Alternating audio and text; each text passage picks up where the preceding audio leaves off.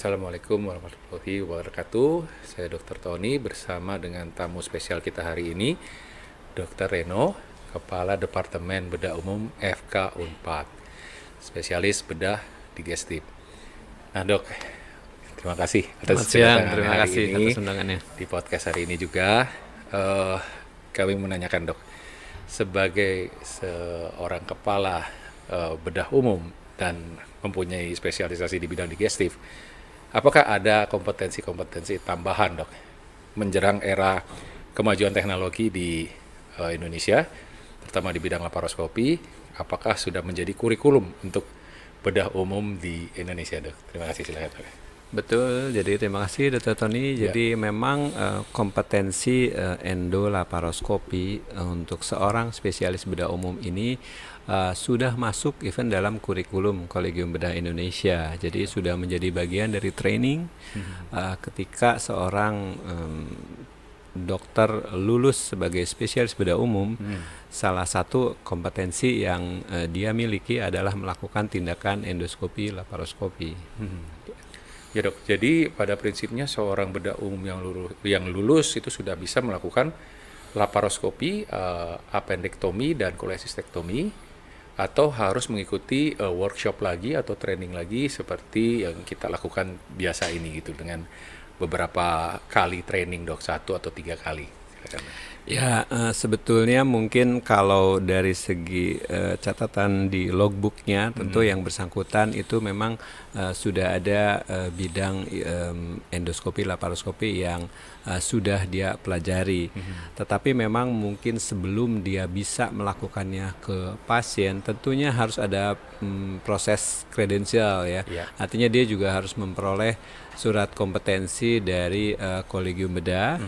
Dan kemudian melalui proses magang untuk betul-betul bisa melakukannya secara mandiri, karena memang patut dicatat bahwa walaupun spesialis bedah tersebut dalam logbooknya telah melakukan laparoskopi, tetapi belum tentu jumlah kasus selama dia menjalani pendidikan itu sudah cukup untuk dia melakukannya secara mandiri di dalam kompetensi dia sebagai spesialis bedah. Jadi tentu memang harus ada proses kredensial lagi.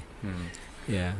Jadi dokter bedah umum setelah menjalani proses kredensial berarti beliau itu sudah dapat menguasai teknik-teknik laparoskopi dasar ya dok ya. Betul, Jadi laparoskopi baru dasar, laparoskopi dasar saja, dan sudah boleh mulai melakukan tugasnya, karena banyak dari masyarakat awam pun dok menyangka bedah umum itu tidak bisa melakukan laparoskopi dok. Ini pengalaman saya pribadi juga dok. Jadi karena di kota besar ini kadang-kadang pasien itu sudah taunya digestif gitu dok. Jadi digestif yang bisa melakukan laparoskopi, dan bahkan di media-media pun banyak yang diekspos karena laparoskopinya dari bedah digestif dok.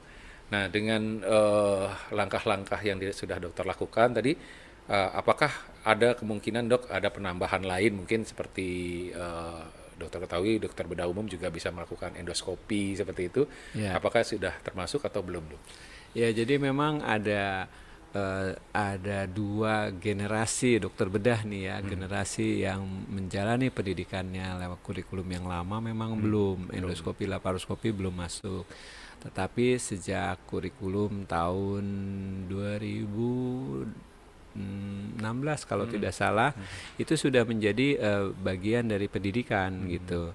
Nah, bagi dokter bedah yang tentunya sudah lebih senior, tetapi pada waktu mereka menjalani pendidikan belum ada kurikulum endoskopi laparoskopinya, mereka bisa menjalani kursus dasar, kemudian magang, dan akhirnya dinilai oleh instruktur yang national faculty member untuk kemudian dianggap layak, dan nanti akan keluar surat kompetensinya dari kolegium. Nah, kalau sudah begitu tentunya seorang bedah umum terlepas dari generasi yang mana, kalau memang sudah melewati semua tahapan itu tentu dia bisa melakukannya. Jadi dok, ini mungkin pertanyaan yang agak sedikit di luar ya konteks dok. Apakah ada batasan umur dok? Karena kan mungkin kan laparoskopi ini kan ada hand-eye coordination yang harus bagus nih, sedangkan mungkin udah di atas 60 gitu, walaupun surat kompetensinya ya mungkin setiap orang punya hak ya dok ya untuk berubah, untuk mengambil lagi upgrade ilmu, tetapi apakah mungkin sudah umur sekitar 70 mau bermain, apakah ada batasan seperti itu, Dok? Batasan tentu rambu-rambunya tentu harus ada ya. Kredensial dalam suatu rumah sakit itu biasanya yang idealnya itu dilakukan 3 tahun sekali ya.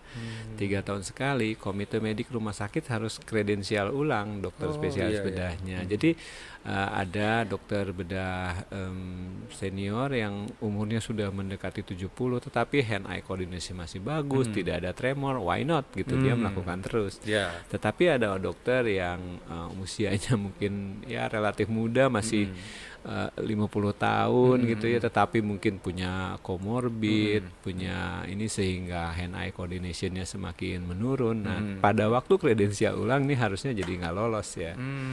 Ya, jadi diperlukan ketegasan dari komite medik rumah sakitnya untuk Ya. to go or not to go gitu seorang dokter bedah, terlepas dari umurnya ya. Terlepas dari umurnya ya. Jadi tidak ada batasan umur, hanya ada harus kredensial ulang ya, Dok, dari Iya. setiap rumah sakitnya ya. Betul. Dan ini mungkin belum semua rumah sakit melakukan itu ya. Ya, betul. Mungkin sungkan atau mungkin senioritas ya, Dok. Jadi Ya. untuk melakukan kredensial masih belum lancar ya. Ya, tetapi seharusnya sih dengan sekarang kan rumah sakit wajib menjalani akreditasi ya.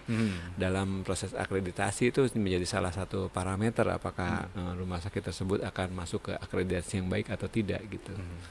Nah, Dok, kredensial ini kan kalau mungkin dilakukan oleh rumah sakit tersebut, mungkin kan dokter tersebut mungkin senior di sana dan Ya. memang hanya dia yang mengerti bidang laparoskopi. Apakah kredensial ini harus dilakukan lagi oleh kolegium atau oleh bidang ahli laparoskopi khusus yang memang ditugaskan nanti untuk rekredensial untuk Ya, baik, bukan tidak mungkin ya kasus seperti itu ada. Ini dokter bedahnya senior, lebih senior dari ketua komite mediknya mungkin. banyak itu, Dok. Ya, biasanya sih akan diundang peer review ya, yaitu peer review adalah sejawat dalam satu bidang ilmu yang dianggap cukup kompeten, diundang ke rumah sakit untuk memberikan pendapatnya, penilaiannya. Jadi sehingga subjektivitas dari komite mediknya bisa ditekan dan ada seorang yang dianggap punya wibawa untuk bisa memberikan penilaian. Dan hal ini udah lazim ya, Dok, dilakukan di luar negeri ya. Betul, di luar negeri ya. Jadi sudah lazim, bukan hal yang baru ya dilakukan di luar negeri untuk bidang-bidang kedokteran ya, Dok ya. Ya, betul. Kira-kira dokter ada pengalaman di luar negeri untuk medical board yang berjalan sistemnya seperti apa, Dok? Untuk kualitas dokter, jadi untuk pengembangan kualitas dokter yang tetap terjaga. Iya, saya kira di Amerika cukup ketat ya medical boardnya itu benar-benar sudah ketat dan cukup berwibawa untuk membolehkan seorang dokter tetap berpraktek atau harus mundur gitu ya. Ya. Jadi memang udah punya wibawa dan kewenangan yang cukup tinggi ya, Dok ya. Betul, di sana medical board ya. Ya, mudah-mudahan kita pun bisa memulai ini ya, Dok ya, di kemudian hari. Mudah-mudahan. Jadi juga masyarakat kita akan mendapatkan dokter yang memang up to date, sesuai dengan kualitasnya dan dengan kemampuan yang tetap terjaga karena dimonitor oleh medical board. Oke, Dok, terima kasih. Mungkin dokter di sela-sela kesibukannya sudah mampir di sini dan mungkin harus kembali lagi ke Bandung ya, Dok ya.